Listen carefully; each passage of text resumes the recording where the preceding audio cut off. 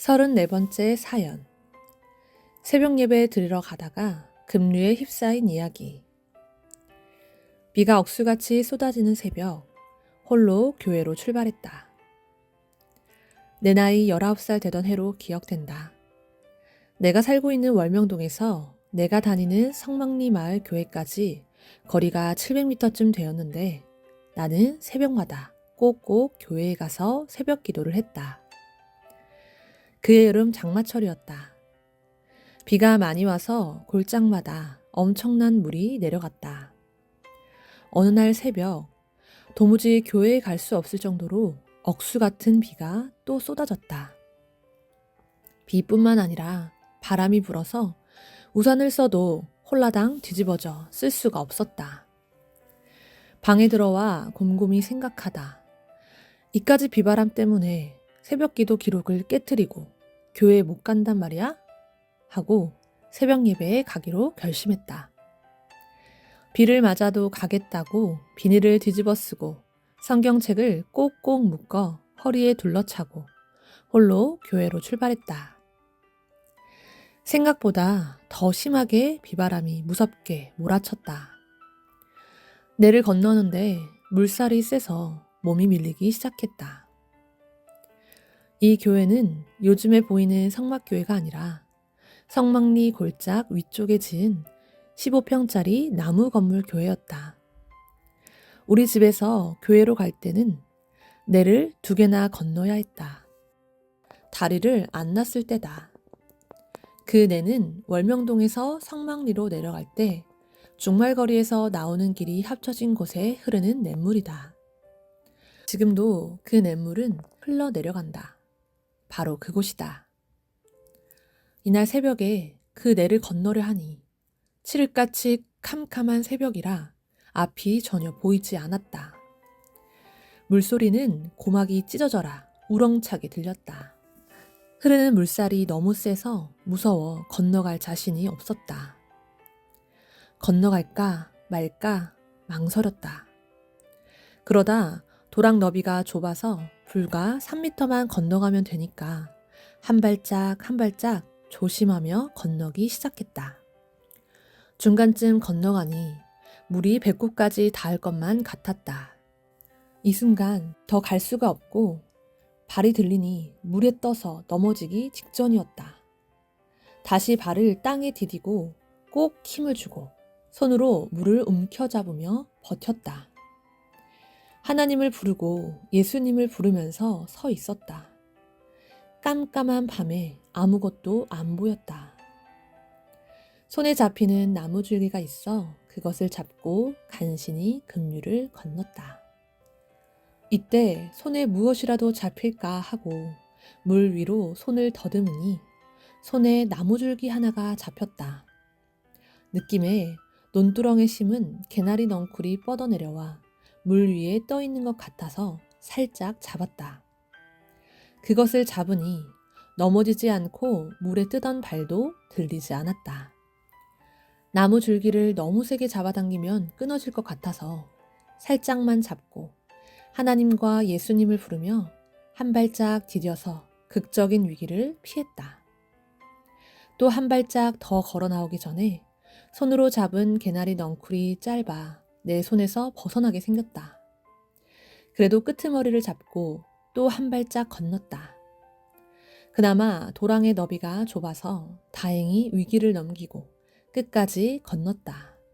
다리가 후들후들 떨리고 힘이 쪽 빠져서 그 자리에 주저앉을 지경이었다. 그대로 한참 서 있다가 논두렁길을 타고 내려왔다. 깜깜한 가운데 골짜기를 빠져나가는 장마철 물소리가 귀에 아주 우렁차게 들렸다. 물이 깊은 데는 1m 50cm 높이로 흘러갔으니 무서웠다. 2번째 내는 명막골에서 흘러내려온 물과 말거리에서 흘러내려온 물이 합쳐지는 곳이었다. 그곳에도 다리를 놓지 않았을 때다. 그 내는 아주 넓어서 무릎까지밖에 물이 안 닿았다. 조심해서 건넌 후 다시 논두렁 길을 타고 교회까지 갔다. 교회에 도착해 살려주셔서 감사하다고 눈물을 흘리며 기도했다. 교회에 들어가 보니 아무도 오지 않아서 혼자 기도하게 되었다. 1년 동안 새벽 예배에 한 번도 빠지지 않던 교인들이 이날에는 아무도 안 왔다. 교회 교육자인 전도사도 안 왔다. 그때 성막리 마을 교회의 교인은 70명쯤 되었고 그중 15명 정도는 늘 새벽 기도를 하러 나왔었는데 이날에는 아무도 안 나온 것이었다. 어쩜 이렇게 한 명도 안 나올 수가 있단 말인가 생각했다. 설교를 맡은 전도사는 도랑을 안 건너도 교회를 올 수 있는데 비바람이 너무 많이 쳐서 교인들이 아무도 안 올 줄 알고 그도 안 온 것 같았다. 나는 옷도 성경책도 흠뻑 젖은 채 마룻바닥에 앉아 두 무릎을 꿇고 기도했다. 하나님, 예수님, 어떤 어려움이 있어도 나만큼은 꼭 새벽을 지키며 기도하겠습니다. 나만이라도 모든 사람들을 대신해서 기도하겠습니다. 라고 약속하며 기도했다. 그 대신 오늘 비가 와서 물에 떠내려가 죽을 뻔했는데 붙잡아 살려주셨듯이 늘 오늘처럼 죽음에서 살려주세요. 라고 간구했다. 기도하면서 아까 물에 떠내려갈 때 잡은 것을 생각하니 냇가 옆에 난 개나리 넝쿨 같았다. 그것 한 가닥이 물 위에 떠 있어 잡은 것이었다. 그 개나리는 논두렁 무너지지 말라고 심은 것인데 튼튼하게 박힌 뿌리에다 한 가닥 줄기가 물 위로 동동 떠 있어 그것을 잡고 내를 건널 수 있었다. 이를 떠올리며 하나님께 감사했다. 아까 건너온 그 냇물에 떠내려갔으면 지금쯤은 시체가 되어 100리도 더 떠내려가고 있었을 것인데 하나님 살려주셔서 감사합니다 하고 눈물을 펑펑 흘리며 그렇게도 뜨거운 고백의 기도를 했다. 그리고 앞으로도 내가 극적인 세계에서 행할 때 그 극적인 세계에서 내 생명을 항상 살려달라고 기도했다. 기도를 하는데 태양 같은 불덩어리가 다가왔다. 이때 내 앞에 갑자기 빛이 비치고 찬란한 태양 같은 불덩어리가 보이더니 나에게 점점 다가오고 있었다. 내 육신이 눈을 감았는데도 계속 보였다. 내 영이 보고 있는 것 같았다.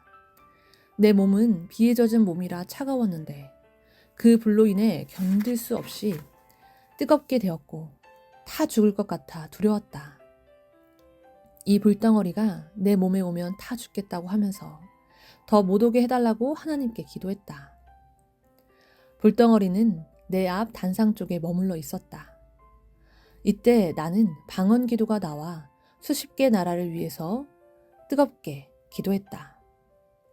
이날 새벽에 본 불덩어리는 성령의 불덩어리, 하나님 임재의 불덩어리였다.